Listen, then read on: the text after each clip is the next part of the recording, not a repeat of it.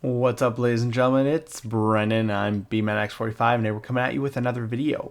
We have our first deck profile for the BT17 format of the Digimon TCG, and we're starting off with our blue-green Imperialdramon deck that we had from last format with the updates that we got from BT17. Still a really great deck, still really fun, the DNA Digivolving, the Imperialdramon shenanigans, such a good deck. And we're also using a new web camera for the look down on the deck profile. This is the Anchor webcam, the 4K AI webcam. We had the 2K ones, which I call bullcrap on because, as you can see, sometimes it looks pretty grainy. So I've tried the new 4K camera to see if we get better quality here. The autofocus is still kind of touchy, probably because I need proper lighting.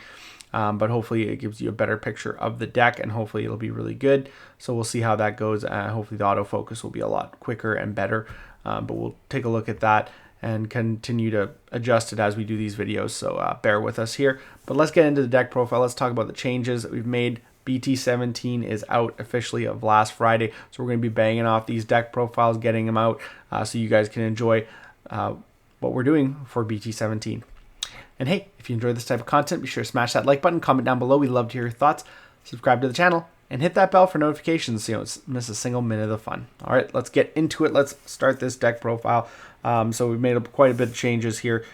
We are playing 4 of the Demi V from BT16. They'll get you plus 1,000 inheritable if you have 2 or more colors, and 1 of the draw if you have a green Digimon in play.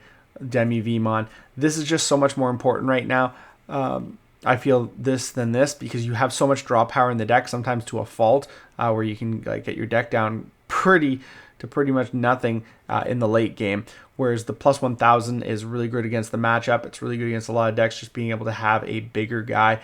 So that's super important. So I do like that a little bit more. That I do like the draw. And like I said, you have so much draw power, it's not even funny. So we've switched to a 4-1 ratio, but it is nice having 5 eggs because sometimes games draw out and you do want that 5th egg to start your stack, basically. We're playing 4 of the Vmon, the BT12 one that lets you reveal top 3, search an Imperialdramon free trait or Imperialdramon or a free trait, and then lets you search a Ken as well. Inheritable end of turn DNA Digivolving is super important. You need that. For the Vmon, the promo one that lets you Digivolve for a roost cost of 1 if you have a Tamer in play when you go to Digivolve into a free trait Digimon. That's really good as well. And then he has the inheritable of when attacking, draw 1, not once per turn. Super busted. You need 4 of it.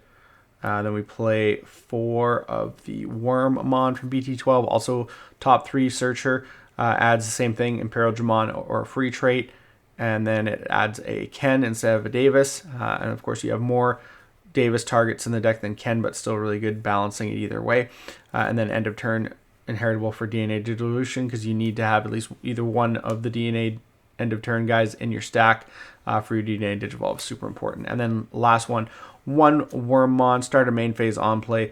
If it's your turn, one of your Digimon may Digivolve into a level 4 Digimon card with the Insectoid or free trait in your trash, and with the Digivolution cost reduced by 1. So it lets you Digivolve to one of your level 4s in the trash, which is super good, and then has an inheritable of when attacking, suspend 1 of your opponent's Digimon once per turn.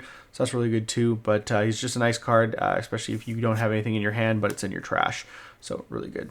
Really good to play off the Davis and Ken too. So that's our 13 level 4s. I still like in the same ratio, same number, and the same cards. It's just really good level 4 or level 3 lineup.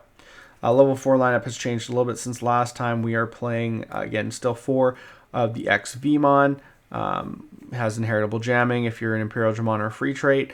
And then when this Digimon would DNA Digivolve into a green Digimon, gain 1 memory. So you're always getting memory off your Imperialdramon DNA Digivolves. We also play 2 of the old EX1 XVmon, which has inheritable jamming for a free trader in Imperialdramon, and has jamming in his own name. You need one of these 2 guys. You obviously want this guy more, but you need a jamming guy in your stack. It's just you kind of need it. So 6 copies is good. I was playing 5, but I don't need the Lydramons anymore, and we'll explain that when we get to our option cards, which is also why we're playing 4 of this instead of 3, which also has the same ability to gain you a memory when DNA digivolving into a blue, so it's always going to come up. Both of these are 4 costs to play, so that's really good. And then this has inheritable piercing while you're Imperialdramon or a free trait. And the last 2 we play is 2 Stingmon from the ST9. Has when you play this card from the hand, if you have a blue Digimon in play, reduce the cost by 1, so you can play it for 3, which is really good. And then when attacking, if you have a blue Digimon in play, draw 1. So and that's not once per turn again. So again, massive draws. Again, why you don't need the draw Demi Miramon egg. Sorry, Demi Vmon, Demi Miramon. Tomei Demi's Demi Vmon egg. So that's our lineup for there. So 12 level 4s. I wouldn't go less than that, honestly. I was playing Lydramon, so I still was playing 12, but it was just so that you always had a blue or a green if you had to. Level 5s, we have Imperialdramon, the new BT16 one that DNA Digivolves has Partition, which basically gets you back your level 4 targets used for the DNA Digivolve if it's destroyed by an effect that wasn't yours. Doesn't work on battle, so you gotta watch out for that. DNA Digivolves from a level 4 green and blue for free. Has Partition, has Inheritable Partition. When Digivolving, suspend all your opponent's Digimon with as many or less Digivolution cards. Then if DNA Digivolving, none of the Digimon can unsuspend for the next turn. And then when attacking, once per turn, you can suspend one of your opponent's unsuspended Digimon. And if this effect didn't unsuspend this Digimon. This is what it's always going to be unsuspending, because most of the time you're suspending their whole board, so they don't have anything to suspend. So it's just if you don't DNA Digivolve, I guess, which is bad. We play 3 of the Imperialdramon, the ST9 one. I'm not playing the Diabemon anymore. Just getting the multiple attacks is just better, and more aggression is always good. He DNA Digivolves. When he DNA Digivolves, you can return one of your opponent's Digimon with 6,000 DP or less to the bottom of the deck. Sometimes it comes up. It's good. Also, it's really good sending stuff to the bottom of the deck. And then when attacking once per turn, unsuspend this Digimon. So multiple attacks. DNA Digivolves again, green and a blue, level 4 for free, or Digivolves for 4, which is really bad. So that's it. We play those guys. Onto our Imperialdramons. Play 3 Dragon Mode from BT16. Digivolves on Imperialdramon or a Dialbe for 3. When Digivolving, one of your opponent's Digimon or Tamers can't unsuspend until the end of the turn. Then by sending one of their Digimon or Tamers, by suspending one of their Digimon or Tamers, unsuspend one of your Digimon, so you can unsuspend this. And then all turns, when an effect plays or Digivolves an opponent's Digimon, if you have a Tamer, this Digimon may Digivolve into Imperialdramon Fighter Mode in the hand without paying the cost. It's really good. Punishes your opponent for playing, because then you get to interrupt them with an Imperialdramon play, which is usually pretty good. Our fighter modes are 2 Ace, which can blast as well if your opponent attacks. Digivolves for 5 on a level 5, which you really never want to do. 2 on an Imperialdramon Dragon Mode. For free if it's a Blast Ace, and on this ability, I think it's free too, without paying the cost. So yeah. And then on play when Digivolving, return one of your opponent's Digimon with as many or fewer Digivolution cards as this Digimon to the bottom of the deck. And then end of attack once per turn, unsuspend this Digimon. Then if Imperialdramon Dragon Mode is in this Digimon's Digivolution cards, return one of your opponent's suspended Digimon to the bottom of the deck. So again, really good. And then being able to unsuspend it, get multiple attacks is also good. Although you do have to watch out for Overflow 4. We play one of the BT12 Imperialdramon, which I think is really good. Digivolves again 2 on a Imperialdramon Dragon Mode. When Digivolving, suspend all of your opponent's Digimon with no Digivolution cards. Then return one of your opponent's suspended Digimon to the owner's hand. By returning Imperialdramon Dragon Mode from this Digimon's Digivolution cards to your hand, you can place all of your opponent's suspended Digimon. You place all of your opponent's suspended Digimon at the bottom of the deck instead. So super good. And you're always going to want to do that because then you get the Dragon Mode back to your hand and you're set up for your next stack, which is really, really, really good. And then all turns, he gains plus 1,000 for each color he has in his traits, which is always going to be 2. So he's always going to be 1,500. And then while it has 2 or more colors, it gains security attack plus 1 and blocker. So it's big blocker and gains sec plus 1. So again, really good. And then we have the new Imperialdramon Paladin mode from BT17. Play for 9. Digivolve for 6 or 5 on an Imperialdramon.